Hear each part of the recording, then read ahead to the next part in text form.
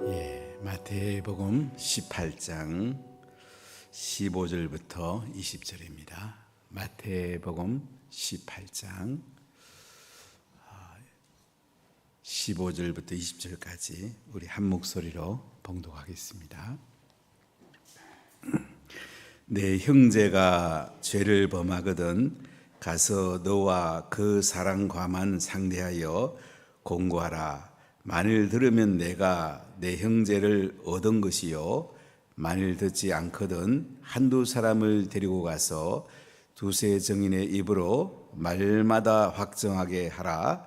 만일 그들의 말도 듣지 않거든 교회의 말하고, 교회의 말도 듣지 않거든 이방인과 세리와 같이 여기라. 진실로 너희에게 이르노니 무엇이든지 너희가 땅에서 매면 하늘에서 매일 것이요, 무엇이든지 땅에서 풀면 하늘에서도 풀리리라.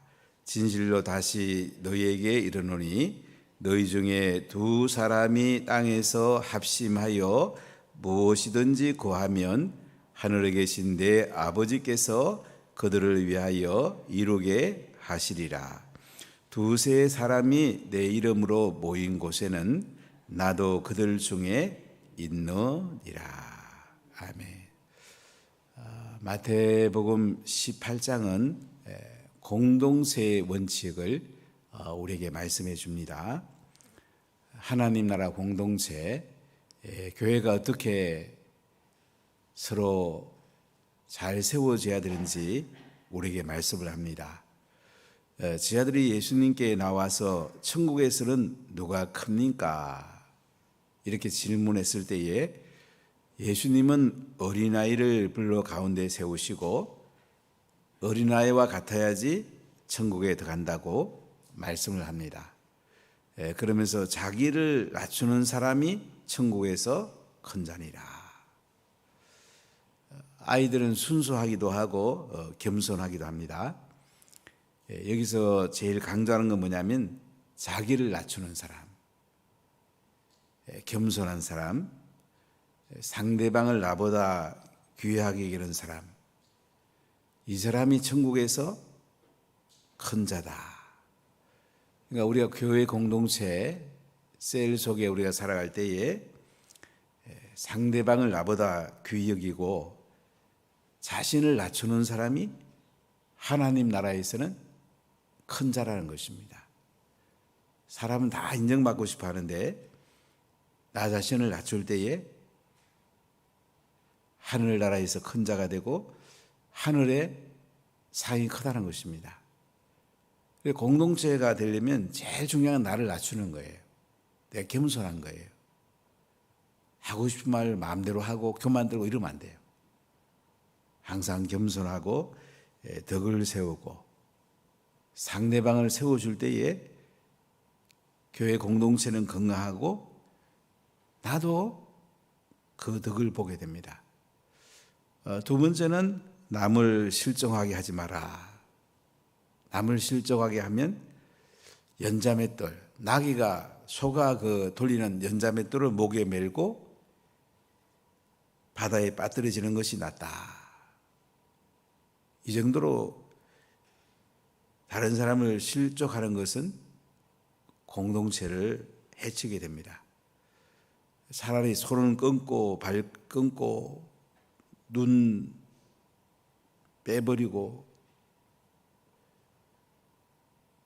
지옥에 안 가는 게 천국도 가는 것이 차라리 더 낫다, 이렇게 말을 합니다. 작은 자 하나도 업신여기지 마라. 작은 자 한 사람도 업신여기지 말라고 그럽니다. 세 번째 공동체 원칙은 잃어버린 양을 찾아라. 100마리 양이 있는데 한 마리 양이 잃어버렸어요. 99마리 양을 산에 두고 한 마리 잃은 양을 찾아러 나서지 않겠냐, 그죠? 한 영혼 한 영혼을 귀하게 여기라는 거죠. 그리고 오늘 굉장히 중요한 공동체 원칙을 얘기해 주는데요. 훈계에 관한 거라고 볼 수도 있고 징계에 대한 얘기를 하고 있습니다. 자, 우리 15절을 같이 읽어보겠습니다. 내 형제가 죄를 범하거든 가서 너와 그 사랑과만 상대하여 공고하라. 만일 들으면 내가 내 형제를 얻은 것이요. 형제가 범죄합니다. 세론 중에 한 사람이 범죄합니다. 성도가 범죄합니다. 그럼 어떻게 해요? 아는 사람이 그 사람을 찾아갑니다. 공고합니다. 잘못을 시인하고 돌아서라. 들으면 네가 내 형제를 얻은 것이다. 그 사람이 들으면, 회개하면, 하나님께 돌아오면 형제를 얻게 됩니다. 그 사람을 살릴 수가 있습니다. 개인적으로 찾아가서 권고했는데 안 들으면 어떻게 해야 되냐. 두 번째 절차가 16절에 나옵니다. 16절 읽어볼까요? 만일 듣지 않거든 한두 사람을 데려가서 두세 증인의 입으로 말마다 확증하게 하라. 한 사람이 가서 얘기했는데 안 들어요. 그러면 두세 사람의 증인을 데리고 가라 이거죠. 가서 너 이거 잘못한 거 아니냐. 회개하고 다른 사람들이 잘못한 사람한테 가서 용서를 빌어라. 이렇게 말하라 이거죠. 구약에서는 재판 절차가 진행되면 적어도 2명의 증인이 있어야지 증거로 채택이 됩니다. 두세 사람의 증인의 입으로 확증하게 해라. 상대방이 잘못했다. 시인하고 돌이키도록 권면을 하라는 것입니다. 그런데도 말을 안 듣습니다. 그럼 세 번째 절차가 진행되는데요. 17절 읽어보겠습니다. 만일 그들의 말도 듣지 않거든 교회에 말하고 교회의 말도 듣지 않거든 이방인과 세례같이 여기라. 세 번째 절차는 뭡니까? 교회에 말하는 것입니다. 교회는 이 징계 절차를 하는 기관이 있는데 당회입니다. 당회장, 담임 목사하고 시무 장로하고 모여서 이 사람이 이렇게 잘못했는데 어떻게 할까요? 이제 징계 절차를 밟게 됩니다. 그 사람을 불러다가 당신이 이런 거 잘못했지요. 근데 이 사람이 회개하면 또 살 길이 있는데 회개하지 않습니다. 자기 변명하고 자기 하고 싶은 이야기 합니다. 자, 그럼 세 번째 절차는 뭡니까? 네 번째 절차. 이방인과 세례같이 여기라. 이방인과 세례같이 여기란 말은 뭐죠? 교회에서 쫓아내라. 출교하라. 이런 뜻입니다. 그러니까 교회의 순수성을 해치고 편안을 해치는 사람이 있을 때에 그냥 두면 교회가 어떻게 되겠습니까? 교회가 해를 너무 많이 입죠. 제가 어린 시절에 감자 농사를 우리 집은 참 많이 졌어요. 고구마 농사하고 얼마나 많이 졌는지. 지금 기억에 고구마 한 40가마리 정도 지었던 것 같아요. 그만 안방에 있는 아랫목에도 이 고구마, 운목에도 고구마, 하여간 뭐 방마다 고구마가 얼마나 많았는지요. 또 감자는 또 땅을 파고 이렇게 묻어요. 근데 자루에 감자 그늘 하나 담겼는데 썩은 감자가 있었습니다. 그 주변에 자꾸 썩어도 가고 있더라고요. 교회 내에 하나님 말씀을 어기고 다른 성도들을 해치고 교회의 순수성과 평안을 깨는 사람은 어떻게 해요? 자꾸 번져나가요. 분별력이 없는 사람들은 그 사람 얘기 듣고 그런가 보다. 교회 안 좋은 얘기 하든지 또 성도에 안 좋은 얘기 하면 그런가 보지. 그 사람 말을 듣기 쉽습니다. 썩은 감자가 번져가듯이 교회에 안 좋은 것이 이렇게 번져나갈 수가 있어요. 공동체는 건강해야 되거든요.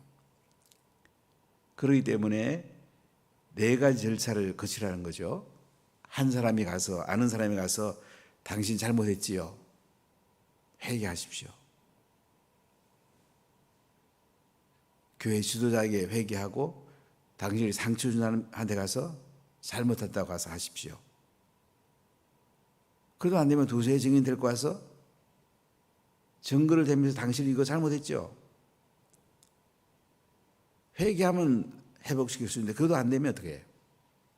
교회 얘기해서 당회에서 이제 행정 절차를 거치고 그것도 안 되면 사법적 절차, 징계 절차를 거쳐서 회개 또 안 하면 이방인과 세례와 지역이라 교회 쫓아나란 말이에요. 참 가슴 아픈 일이죠. 같이 신앙생활 하다가 교회 쫓겨나면 얼마나 상처가 되겠습니까?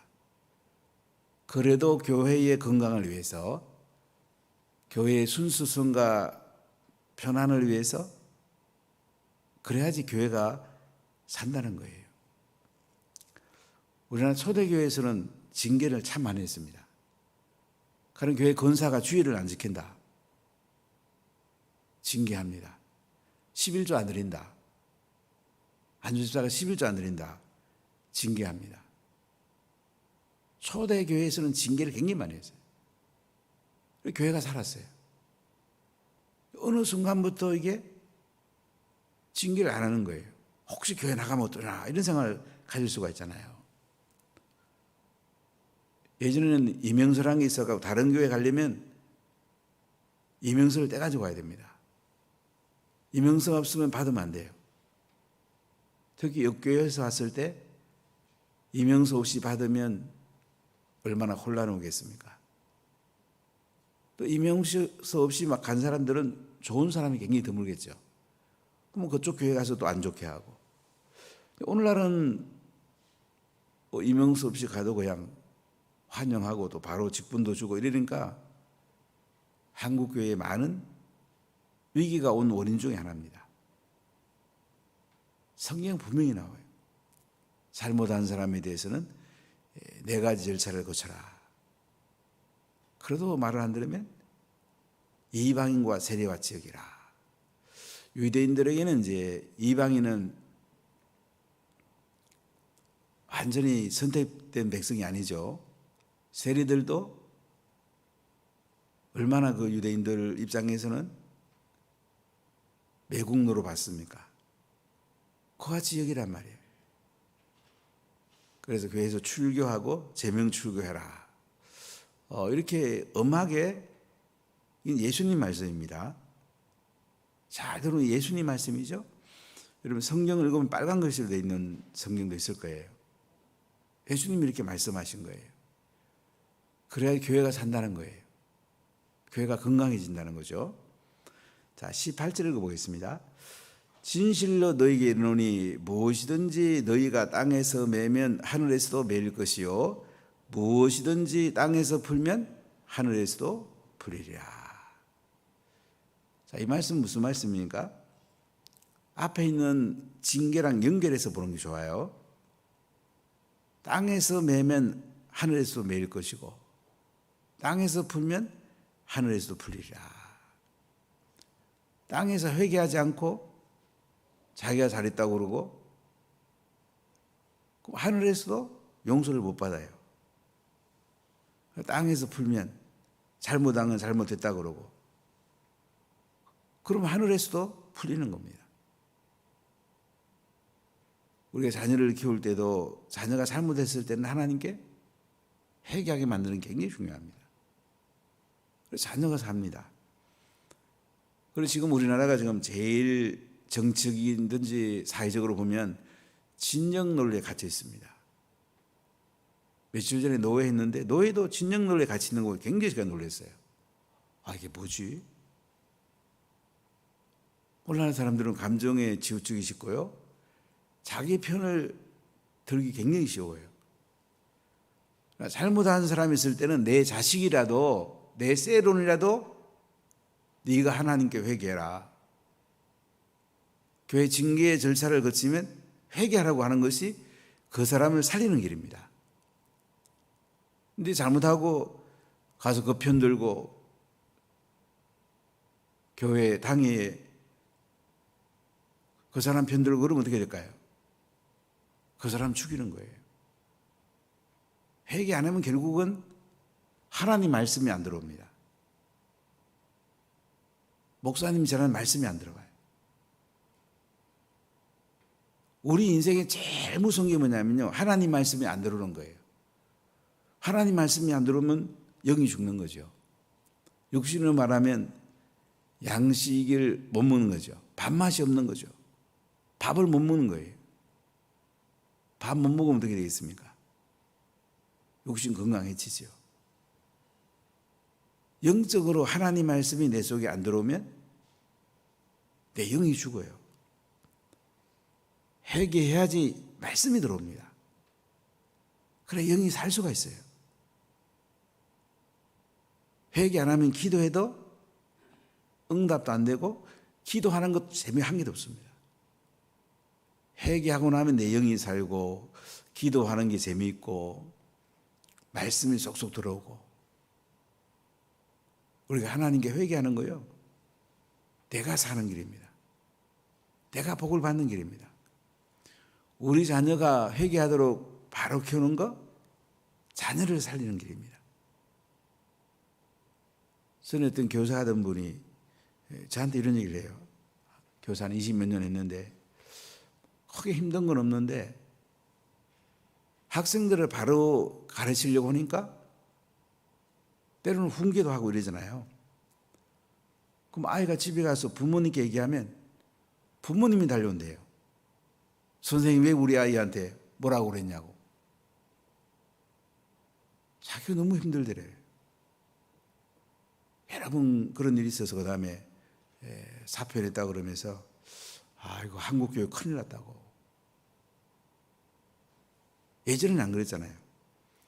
예전에는 설령 자기 자녀가 잘못한 건 크게 없어도 선생님한테 혼나고 오면 어떡합니까? 이놈 자신들이 더 혼나야 된다. 그렇게 교훈해서 우리가 자녀를 바로 길렀는데, 요새는 학교에 부모가 찾아가서 내 자녀가 뭐 잘못했냐고 말해보라고. 그럼 선생님 마음에 그 아이에 대한 마음이 떠날 가능성이 많지 않겠어요? 그 아이를 바르게 키우고 싶은 마음이 약해지겠죠. 그럼 내 자식을 죽이는 거예요. 영적으로도 마찬가지예요. 우리 자녀가 잘못했을 때 바르게 말씀 앞에 서고요. 또 교육자들 관계를 좋은 관계로 만들어줘야지 내 자식이 잘 클 수가 있습니다. 혹시 교육자가 잘못할 수도 있습니다. 그렇다고 또 자식한테 암흑의 목사님 잘못했는가 보다, 전사님 잘못했는가 보다, 이렇게 하면 영이 죽어버려요. 물론 이제 교육자가 잘못하면 또 우리가 미안하다고 해야 되고 또 관계를 회복해야 되겠죠. 그러나 좋은 관계 속에서 말씀이 흘러가고 성령님이 흘러갑니다. 기름 부음이 들어오게 돼요. 회개하지 않으면 결국은 그 영혼이 죽고, 진영 논리로 그 편 든 사람, 그 사람을 죽이는 것입니다.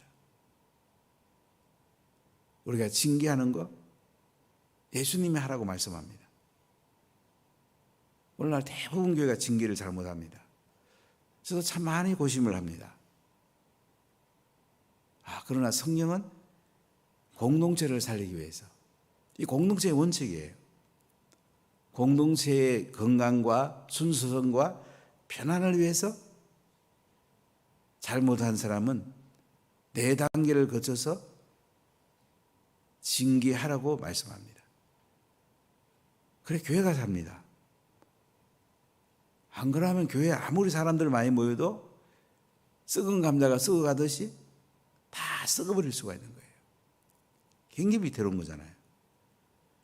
그래서 오늘 본문에 보면 19절에 이렇게 말합니다. 같이 읽어보겠습니다. 진실로 다시 너희에게 이르노니 너희 중에 두 사람이 땅에서 합심하여 무엇이든지 구하면 하늘에 계신 내 아버지께서 그들을 위하여 이루게 하시리라. 두 사람이 땅에서 합심하여 무엇이든지 구하면 어떻게 해요? 하늘에 계신 내 아버지께서 그들을 위해서 이루게 하신다.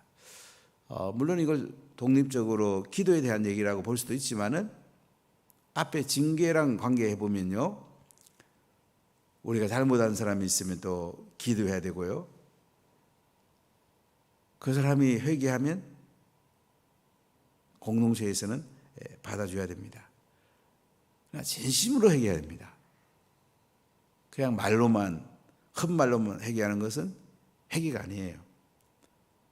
잘못한 사람한테 가서 내가 정말 잘못했노라고, 나를 용서해 달라고, 남의 재물을 손해보게 한 거 있으면 갚아야 되고, 진실로 회개했을 때에 그 사람이 살고 교회 공동체에 받아들일 수가 있습니다. 그렇게 공동체가 사는 겁니다. 그럼 가정도 마찬가지예요. 자녀가 잘못했을 때에 부모가 얼마나 가슴 아프겠어요. 우리 자녀가 하나님께 돌아오라고 바로 서도록 계속 기도하고요, 그가 바로 섰을 때에 가정에서는 환영을 해줘야 됩니다. 잔치를 불러줘야 돼요. 그래야지 그 자녀가 하나님 앞에 바로 서게 되고 가정에서 아름답게 자랄 수가 있어요. 자녀가 잘못했는데도 오냐오냐, 괜찮다, 네 공부만 잘하면 된다. 나중에 뭐가 되겠습니까? 인간이 똑바로 돼야지. 인간이 안 된 사람이 뭐 공부 잘하면 뭐 하겠어요? 성공하면 뭐 하겠어요? 남을 해치지요. 우리가 바르게 키워야 됩니다. 말씀으로 키워야 됩니다. 그래야지 나중에 하나님 나라의 좋은 일꾼이 되고, 그래야 나중에 부모한테 유익합니다. 자식 오냐오냐 키워가지고 못되게 키우면요, 나중에 후회합니다. 엉덩이에 뿔 납니다. 뭘로 그렇게 자녀 키웁니까? 훈계도 하고 잘못했을 때 회개하라고 그러고 바르게 키워야죠. 그것이 자식도 바르게 되고 부모님도 나중에 효도를 받습니다. 오냐오냐 조심해야 돼요. 우리가 격려하고 받아주면서도 똑바로 키울 때 하나님께도 쓰임 받지만은 부모님이나 조부모님께 효도하지 않겠어요? 그냥 이쁘다고 그냥 다 봐주면 결국은요, 자식 망치는 것입니다. 교회 성도 마찬가지예요. 잘못해도 그냥 봐주면 본인이 알아서 잘하겠지. 그렇지 않습니다. 잘못했을 때는 분명히 짚고 넘어가야 돼. 이거 잘못했지, 바르게 해라. 그것이 그 영을 살리는 길이고 공동체를 살리는 길이고, 그래도 안 되면 마지막은 교회, 당연은 사법기관이에요. 행정적인 기관이기도 하지만은 사법 절차를 밟아서, 징계 절차를 밟아서 이방인과 세리와 같이 여기고 교회 쫓아내라. 참 가슴 아픈 일이죠. 그래야지 교회가 산다는 거예요. 그래야 교회를 함부로 안 한다는 거죠. 그래야지 서로 건강하게 좋은 공동체가 될 수 있다는 것입니다. 자, 20절 같이 읽어볼게요. 두세 사람이 내 이름으로 모인 곳에는 나도 그들 중에 있느니라. 두세 사람이 기도하고 예수님의 이름으로 모인 곳에는 예수님도 그들 중에 있다고. 우리가 기도하는 게 그렇게 중요하고요, 기도하면 또 하나님이 길을 열어줍니다. 기도하는 게 그렇게 중요해요. 우리가 이제 하나님의 손이 함께 해야지 우리가 어떻게 할 수 있는 게 없거든. 사실은요. 하나님이 함께 하셔야 돼요. 여러분 자녀를 바르게 키우시고요. 교회 공동체에도 잘못한 사람 표현 쓰지 마세요. 그 사람 죽이는 거예요. 사람 죽이면 안 되잖아요. 그 사람을 회개하도록 여러분들이 권면하십시오. 크게 잘못한 것이 본인은 생각 못할 수도 있어요. 그러나 교회 지도자들이 볼 때는 이거 아니구나. 그럴 때는 교회에서 지도자들 의견을 존중해 줘야 되고 성도들이 회개하도록 그 사람을 하는 것이 그 사람도 살고 교회도 살고 서로 사는 거예요. 가정도 마찬가지야. 자녀가 잘못했을 때 분명히 짚고 넘어가야지 자녀가 살고 가정이 삽니다. 이 말씀은 예수님이 친히 한 말씀이고 오늘날 교회가 징계 절차가 잘 진행이 안 되니까 세상적인 생각으로 받기 쉽습니다. 그러나 이 말씀대로 이루어져야지 다시 교회가 일어날 수 있습니다. 여러분에게 큰 은혜가 있으면 좋겠고 이 성경 말씀을 잘 기억하면 좋겠어요. 주일날 잠깐 제가 이 얘기하면서 그 다음 21절 말씀을 제가 주일날 말씀 준비하고 있는데 특히 교회의 권사님이나 안수집사님들이 이걸 꼭 기억해야 되고요. 장로님들은 이제 이걸 또 실행해야 될 기관이기 때문에 잘 이해하고 이제 이거에 의해서 권징조례라는 것이 헌법에 있습니다. 어떻게 징계 절차를 밟고 어떻게 사람들을 세워가느냐. 목적은 세우기 위해서 있는 것입니다. 회개함만 받아주고 그 사람을 살리기 위해서 우리가 하는 거죠. 서로 살아야 되지 않겠습니까? 이것이 하나님의 은혜고 공동체의 원칙입니다. 기도하겠습니다.